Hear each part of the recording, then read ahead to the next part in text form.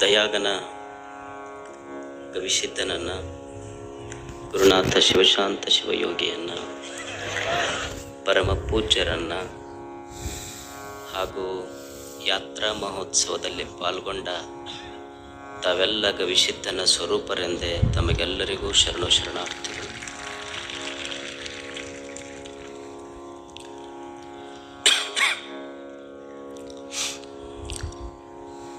ನಮ್ಮ ಕಣ್ಣಿಗೆ ಕಾಣುವ ಈ ಜಗತ್ತೇನಿದೆ, ಈ ಜಗತ್ತಿನಲ್ಲಿ ಒಂದು ವಿಶೇಷತೆ ಕಂಡು ಬರ್ತದೆ. ಆ ವಿಶೇಷತೆ ಏನಂದ್ರೆ, ಈ ಜಗದ ಪ್ರತಿಯೊಂದು ವಸ್ತುವು ಅದಕ್ಕೊಂದು ಆರಂಭ ಇದೆ ಮತ್ತು ಅಂತ್ಯವೂ ಇದೆ.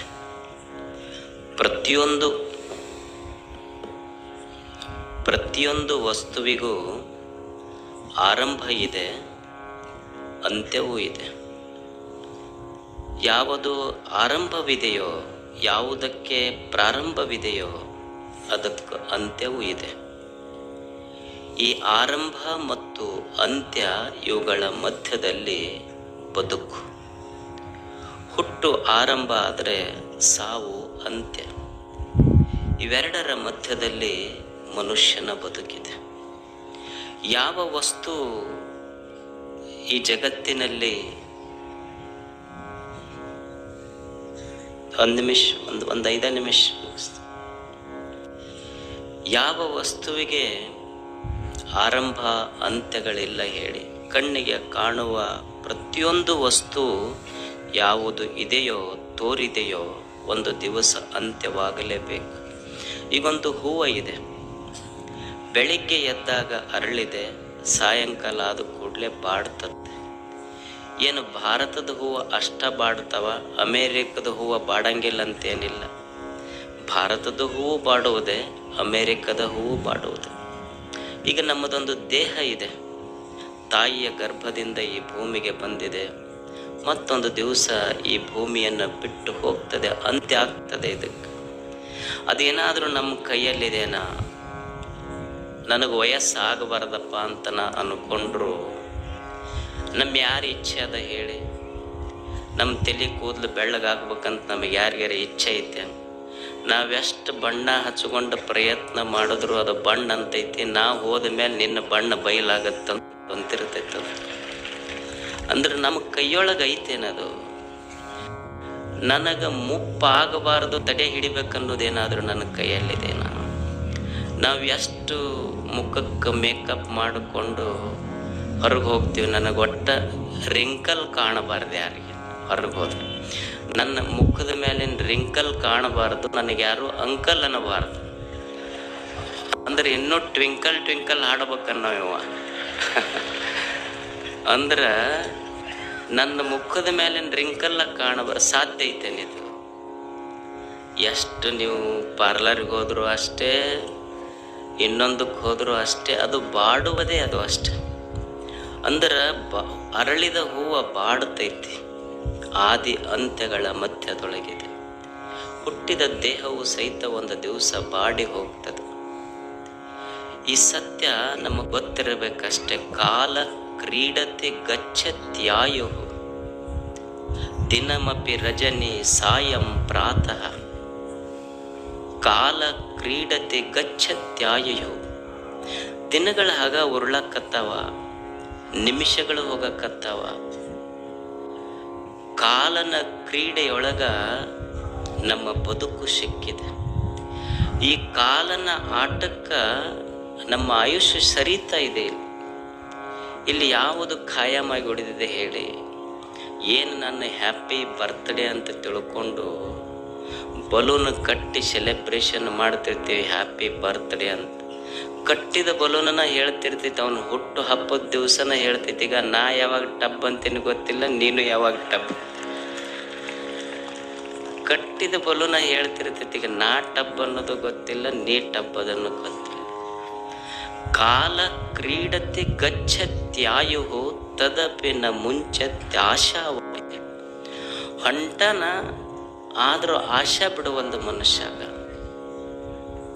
ಏನು ವಯಸ್ಸಾಗೈತಿ, ಹೀಸ್ ಆನ್ ಡೆತ್ ಬೆಡ್, ಸಾವಿನ ಹಾಸಿಗೆ ಮ್ಯಾಲ ಮಲ್ಕೊಂಡಾನ. ಇನ್ನೊಂದು ಕ್ಷಣಕ್ಕೆ ಪ್ರಾಣ ಹೋಗ್ತೈತಿ. ಮಗಳಿಗೆ ಕರೀತಾನ, ಕರೆದ ಕೈ ಮೇಲೆ ಕೈ ಹಾಕಿಸ್ಕೊಂಡು, ಈಗ ನಿನ್ನ ಮಗಳಿಗೆ ನನ್ನ ಮೊಮ್ಮಗ ಕೊಟ್ರೆ ನನ್ನ ಆತ್ಮಕ್ಕೆ ಶಾಂತಿ ಸಿಗ್ತದೆ. ಯಾವಾಗಿದೆ? ಆತ್ಮ ಹೊಂಟಾನ. ಅವ್ರ ಮನೆಯವ್ರ ಅಂತಾರೆ, ಮೊದಲು ನೀವು ಹೋದ್ರೆ ನಮ್ಮ ಆತ್ಮಕ್ಕೆ ಶಾಂತಿ ಸಿಗ್ತದೆ, ಮೊದಲು ನೀ ಜಾಗ ಖಾಲಿ ಮಾಡಿಲ್ಲೇನಂತ ಅವ್ರಂತ. ಅಂದ್ರೆ ಹೋಗುವುದಲ್ಲ ಜೀವನ. ಕಾಲ ಕ್ರೀಡತೆ ಗಚ್ಚತ್ಯಾಯು. ಬಾಲ್ಯದೊಳಗ ಹಣ್ಣಂದು ಹೋತು, ಯೌವನದೊಳಗ ಹೆಣ್ಣಂದು ಹೋತು, ಮುಪ್ಪಿನೊಳಗೆ ಮಣ್ಣಂದು ಮಣ್ಣಾಗ ಹೋಗಿಬಿಟ್ಟತೆ ಜೀವನ. ಅಷ್ಟೇ, ಇಷ್ಟರೊಳಗ ಮುಗಿತೈತಿ. ಒಂದು ಹುಡುಗ ಒಂದು ಮನೆಗೆ ಕನ್ಯಾ ನೋಡಕ್ ಹೋಗಿದ್ನು. ಕನ್ಯಾ ತೋರ್ಸಕ್ ಕುಂತಿದ್ರು. ಆ ಕನ್ಯಾದವ್ವ ವರನ್ ನೋಡ್ಬೇಕಂತ ಬಂದು ಹುಡುಗನ್ ನೋಡಿದ ಕೂಡಲೇ ಬೇಹೋಶಾಗಿ ಬಿದ್ಲಕ್ಕೆ. ಅವ್ರ ಮನೆಯವ್ರು ಬಂದು ನೀರಿಗೆ ಹೊಡೆದ್ರದಕ್ಕೆ. ನೀರು ಹೊಡೆದು ಎಬ್ಬಿಸಿ, ಯಾಕೆ ಒಮ್ಮೆ ಬೇಹೋಶಾಗಿ ಬಿದ್ದಿಯಲ್ಲ? ಇವನ್ ನನಗೂ ನೋಡಕ್ ಬಂದಿದ್ದ, ಈಗ ಮಗಳಿಗೆ ಇವನಿಗೆ ಇನ್ನೂ ಕನ್ಯೆನ ಸಿಕ್ಕಿಲ್ಲ ಅಂದ್ರೆ ಒಂದು ಆಯುಷ್ಯ ಬರೀ ಹುಡುಕದ್ರಾಗ ಹೋಗ್ತಿದ್ದ. ಯಾವಾಗ ಜೀವನ ಕಟ್ಟಮಪ್ಪ? ಇದು ಕಟ್ಟುವುದು ಯಾವಾಗ ಜೀವನ?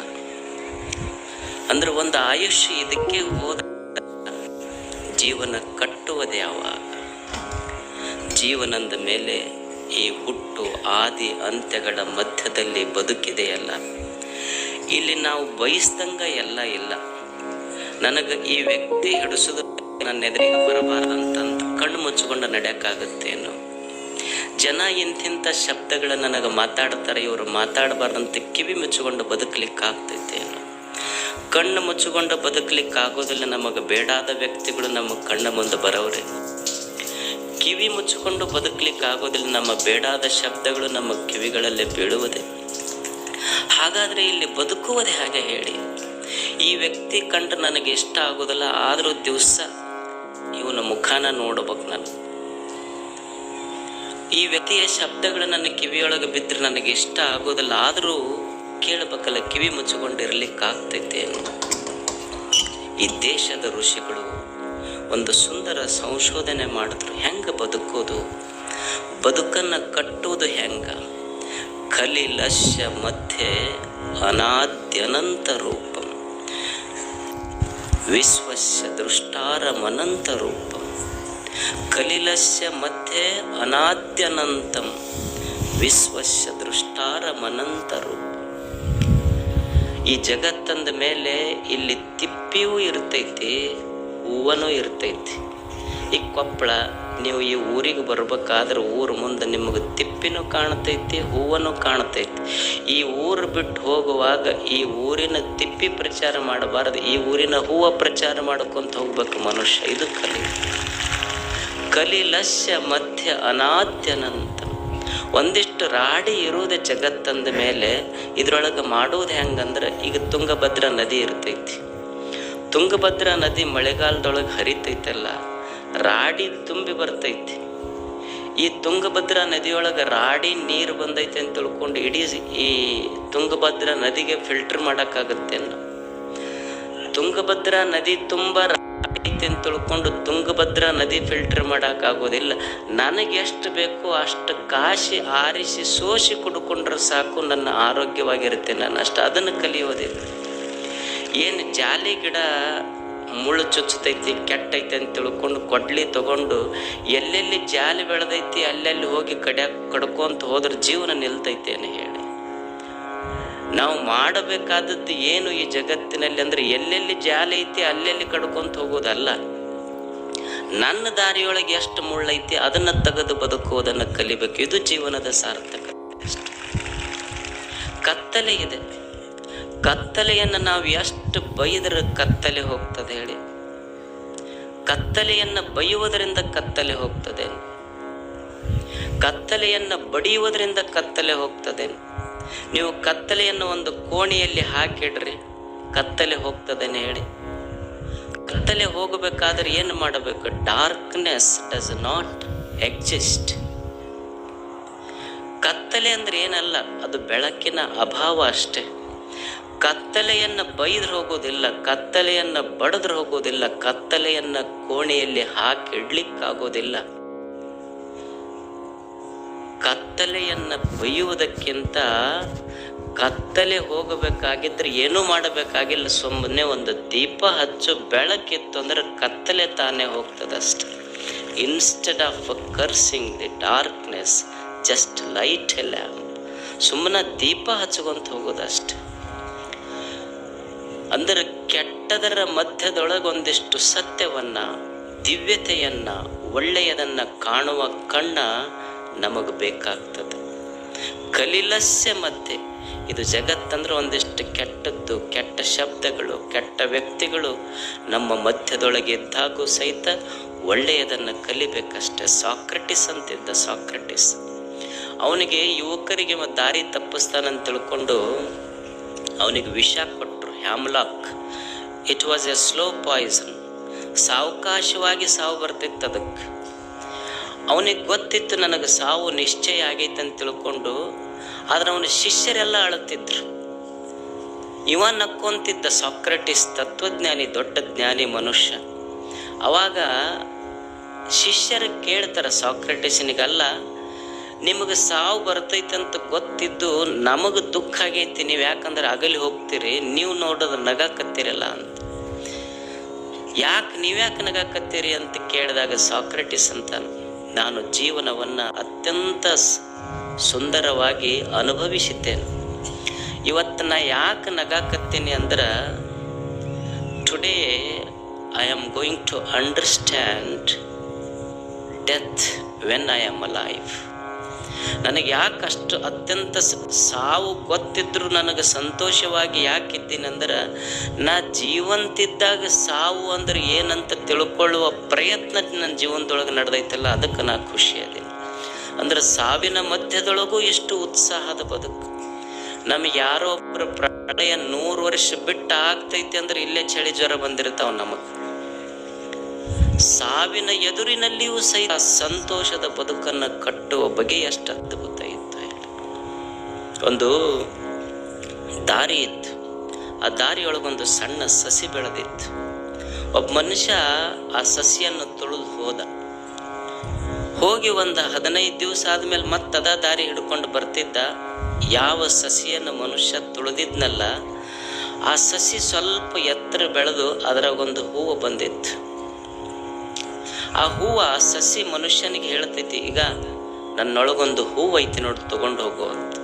ನಿನ್ನ ಮನೆಯ ಜಗಲಿಯ ಮೇಲೆ ಇಟ್ಟರೆ ನಿನ್ನ ಮನೆ ಸುಗಂಧಿತ ಆಗ್ತೈತಿ. ಭೂಮಿ ತಾಯಿ ಆ ಸಸಿಗಂತಳ, ಅಲ್ಲ ಮೊನ್ನೆರೆ ನೀ ಇಷ್ಟ ಬೆಳೆದಿದ್ದಿ, ನಿನಗೆ ಮತ್ತೆ ತುಳಿದು ಹೋಗ್ಯಾನ, ಮತ್ತಿವನಿಗೆ ತುಳಿದವನಿಗೆ ಹೂವು ಕೊಡಾಕತ್ತಿಯಲ್ಲಿ ನೀನು.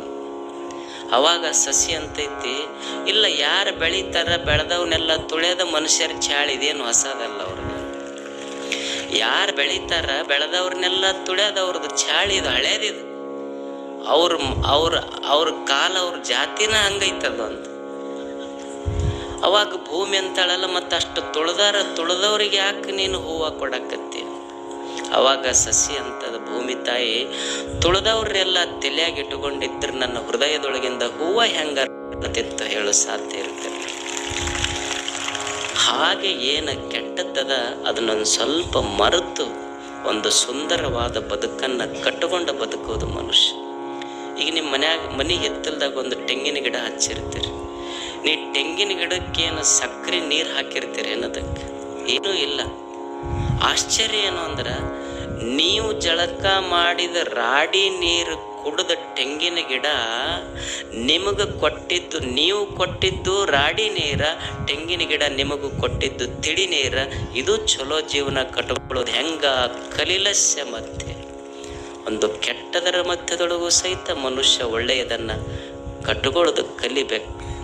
ಮಸ್ತ್ ಇರ್ಬೇಕು ಮನುಷ್ಯ. ಜೀವನದ ಮೇಲೆ ಮಸ್ತ್ ಬದುಕೋದು, ಸ್ವಚ್ಛ ಬದುಕೋದು, ಸ್ವಸ್ಥ ಬದುಕೋದು, ಮಸ್ತ್ ಬದುಕೋದು, ಇವು ಮೂರು ನೆನಪಿಟ್ಟುಕೊಂಡವ್ರು. ಏನು ಹೆಂಗೆ ಬದುಕೋದು? ಸ್ವಚ್ಛ ಬದುಕಬೇಕು ಮೊದಲು. ದಿವಸ ಜಳಕ ಮಾಡ್ಬೇಕು, ತಿಂಗಳಿಗೊಮ್ಮೆ ಮಾಡೋದಲ್ಲ. ಮತ್ತು ಸ್ವಚ್ಛ ಬದುಕೋದು, ಸ್ವಸ್ಥ ಬದುಕೋದು. ಸ್ವಸ್ಥ ಅಂದ್ರೆ ಆರೋಗ್ಯ.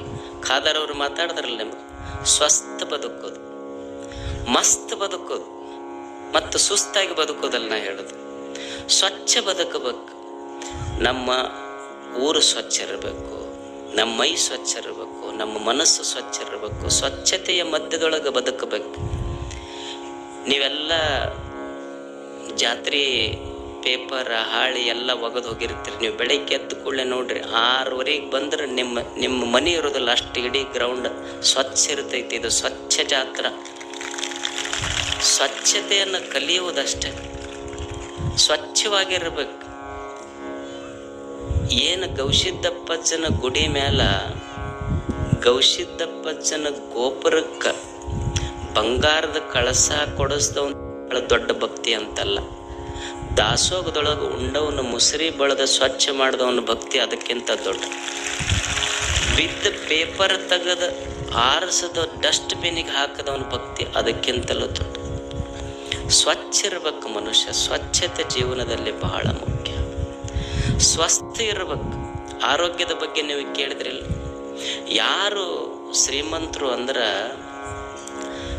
10 ಸಕ್ರೆ ಕಾರ್ಖಾನೆ ಹಾಕ್ಯಾನ, ಅಧ್ಯಕ್ಷದನ. ಬೆಳಿಗ್ಗೆ ಎದ್ದು ಕೂಡಲೇ ಬರೀ ಹಾಗಲಕಾಯಿ ರಸ ಕುಡಿಬೇಕು. 10 ಶುಗರ್ ಫ್ಯಾಕ್ಟ್ರಿ ಮಾಲೀಕ. ಶುಗರ್ ಐತಿ, ಏನು ಮಾಡು, ಅವ ಶ್ರೀಮಂತ ಅಲ್ಲ. ಏನು ಮನ್ಯಾಗ ನೋಟಿನ ಪೆಂಡಿನೇ ಹೊಟ್ಟ್ಯಾನ. ಮನ್ಯಾಗ ಟ್ರೆಜರಿ ಒಳಗೆ ನೋಟಿನ ಕಟ್ಟಿದ್ದವ ಶ್ರೀಮಂತ ಅಲ್ಲ. ದುಡ್ಯಾಕ ಕೈಕಾಲು ಗಟ್ಟಿದ್ದವ್ರ ನಿಜವಾದ ಶ್ರೀಮಂತರಷ್ಟೆ. ಆರೋಗ್ಯ ಚಲೋ ಇರಬೇಕು, ಸ್ವಚ್ಛ ಇರಬೇಕು, ಸ್ವಸ್ಥ ಇರಬೇಕು, ಮಸ್ತ್ ಇರ್ಬೇಕು. ಮತ್ತು ಏನು ಸಂಸಾರ ಅಂದ ಮೇಲೆ ಸ್ವಲ್ಪ ಹೆಚ್ಚ ಕಡಿಮೆ ಆಗೋದೆ. ಇದಕ್ಕೆ ಜೀವನ್ಮುಕ್ತಾವಸ್ಥೆ ಅಂತಾರೆ. ಏನು ಅಂದ್ರೆ ನಿನ್ನೇನಾಯ್ತು ಆಯ್ತು, ನಿನ್ನೆ ಕಳೆದು ಹೋಗೈತಿ. Past is dead. ನಿನ್ನೆ ಅನ್ನೋದು ಘಟಿಸಿಬಿಟ್ಟೈತಿ. ನಾವು ಹಿಂದಿಂದ ಬಹಳ ನೆನಪಿಸ್ಕೊಂಡು ತಲೆ ಕಡಿಸ್ಕೊಂತೀವಿ. ಬರಲಿರದ ನಾಳೆಗಾಗಿ ಕಲ್ಪಿಸ್ಕೊಂಡು ದುಃಖ ಪಡ್ತೀವಿ, ಭಯ ಪಡ್ತೀವಿ. ಕಳೆದು ಹೋದ ನಿನ್ನೆಯನ್ನ ಮರಿಬೇಕು. ಬರದೇ ಇರುವ ನಾಳೆಗಾಗಿ ಭಯ ಪಡಬಾರದು. ದೇವ್ರು ಏನು ಈ ಕ್ಷಣ ಕೊಟ್ಟನ, ಈ ಕ್ಷಣ ಚಂದ ಕೊಟ್ಟನ, 2 ಮಾತು ಕೇಳೋದು, ಜಾತ್ರೆ ನೋಡೋದು, ಮಸ್ತ್ ಉಂಡು ಮಸ್ತ್ ಮನೆಗೆ ಹೋಗಿಬಿಡೋದು. ಮಸ್ತ್ ಇರ್ಬೇಕು ಮನುಷ್ಯ. ಈಗ ಒಬ್ಬ ರೈತ ಅದಾನ, ಹೆಂಗೆ ದುಡಿಬೇಕು ಹೊಲದಾಗ ಅಂದ್ರೆ, ಭೂಮಿ ತಾಯಿ ಅಂತಿರ್ಬೇಕು. ಏನಪ್ಪ ಎಷ್ಟು ದುಡಿತೆ ನೀ, ನಾನಾ ದಣದೀನಿ, ನೀನ ವಿಶ್ರಾಂತಿ ತಗೋ ಹೋಗಂತ ಭೂಮಿ ತಾಯಿ ಅಂತಿರ್ಬೇಕು. ಹಂಗೆ ಮಸ್ತ್ ದುಡಿಯೋದು ಹೊಲದಾಗ ಅಷ್ಟೆ. ಮಸ್ತ್ ಉಣ್ಣೋದು, ಮಸ್ತ್ ನಿದ್ದೆ ಮಾಡೋದು, ಮಸ್ತ್ ವ್ಯವಹಾರ ಮಸ್ತ್ ಇರಬೇಕು. ಶಿಸ್ತಿರ್ಬೇಕು, ಸುಸ್ತಿರಬಾರ್ದು ಅಷ್ಟೆ. ಇದನ್ನು ಕಲಿಯುವುದು ಮನುಷ್ಯ ಜೀವ. ಒಂದು ಸಂಸಾರ ಅಂದ ಮೇಲೆ ಒಂದು ಸ್ವಲ್ಪ ಹೆಚ್ಚು ಕಡಿಮೆ ಪ್ರಪಂಚ ಇರುವುದಲ್ಲ. ಏನು ಮನೆ ಜಗಳ ತಂದು ಬಜಾರಕ್ಕೆ ನಿಂತರೆ ಹೆಂಗೆ ನಡೀತೈತೆ ಹೇಳಿ. ಮೊದಲು ಹೊಸದಾಗಿ ಈ ಕನ್ಯಾ ಫಿಕ್ಸ್ ಆಗಿರ್ತೈತಿ ನೋಡ್ರಿ, ಫಿಕ್ಸ್ ಆಗಿತ್ತು. ಇವ ಫೋನ್ ಹಚ್ತಿದ್ ನಾನು, ಆಕೆ ಒಟ್ಟ ಫೋನ್ ಎತ್ತಿದ್ದಿಲ್ಲ. ಇವನು ಫೋನ್ ಎತ್ತಲಾರ್ದಕ್ಕೆ ಜಗಳ ಆಡ್ತಿದ್ನಂತೇವೆ. ನೀವು ಮಾತಾಡೋದ ಇಲ್ಲ ನಾನು ಕೂಡ, ನೀವು ಮಾತಾಡೋದ ಇಲ್ಲ ನಾನು ಕೂಡ. ಆಮೇಲೆ 1 ವರ್ಷ ಆತು ಮದುವೆಯಾಗಿ. ಆದ ಕೂಡಲೇ ಅನ್ನ ಹೆಂಡತಿಗೆ ಹಿಂದೆ ಕುಂದಿರ್ಸ್ಕೊಂಡು ಹೊಂಟಿದ್ದ. ಹಂಪ್ಸಿಗೆ ಹೆಗರಿ ಬಿದ್ಲಕ್ಕಿ. ಇವನ ಬೀಳ್ಸಿದ್ನೇನು ಅದು ಬಿತ್ತಕ್ಕ. ಬಿದ್ದ ಕೂಡಲೇ ದವಾಖಾನೆಗೆ ತಗೊಂಡು ಹೋದ. ಡಾಕ್ಟ್ರ್ ಹೇಳಿದ್ರು, ಇಲ್ಲಪ್ಪ ಹಂಪ್ಸಿನ ಮೇಲೆ ಬಿದ್ದಾಳ, ತುಟಿಗೆ ಗಾಯ ಆಗೈತಿ, ಮ್ಯಾಲಿನ ತುಟಿಗೆ ಗಾಯ ಆಗೈತಿ. ಸರ್ ಏನು ಮಾಡ್ಬೇಕು? ಇಲ್ಲ ಅದು ಮ್ಯಾಲಿನ ತುಟಿ ಹರಿದೈತಿ, ಹೊಲಿಗೆ ಹಾಕ್ಬೇಕು ಅದಕ್ಕೆ. ಸರ್ ಕೈ ಮುಗಿತಿ, ನಿಮ್ಗೆ 2 ಕೂಡಿಸಿ ಹೊಲಿದು ಬಿಟ್ರಿ. ಅದು ಹೊಲೆಯವ್ರು ಹೊಲಿತೀರಿ, 2 ಕೂಡಿಸಿ ಹೊಲಿದು ಬಿಟ್ರಿ. ಅದಕ್ಕೆ ಹಿಂಗಾದ್ರೆ ಹೆಂಗೆ ಸಂಸಾರ? ಒಂದು ಹೆಚ್ಚ ಕಡಿಮೆ ಇದರ ಮಧ್ಯದೊಳಗನೆ ಇದು ಇರೋದ, ಇದು ಮುಗಿಯೋದಲ್ಲೇ. ಭಾಳ ಮಂದಿ ಬರ್ತಿರ್ತಾರೆ, ಅಪ್ಪ ಇದ್ರ ಕಾಲಾಗ ಸಾಕಾಗೈತಿ. ಯಾವಾಗ 60 ವರ್ಷಕ್ಕೆ ಇಷ್ಟು ದಿವಸ ತಿಳಿಲಿಲ್ಲ ನಿನಗೆ, ಉಳ್ದಾವ ಎಷ್ಟು ದಿವಸ ಈಗ ನಿನಗೆ? ತಿದ್ದರೆ ಏನು ಮಾಡವ, ತಿದ್ದಕ್ಕೆ ಹೋದ್ರೆ ಆಗೋದ ಬಿಡೋದ?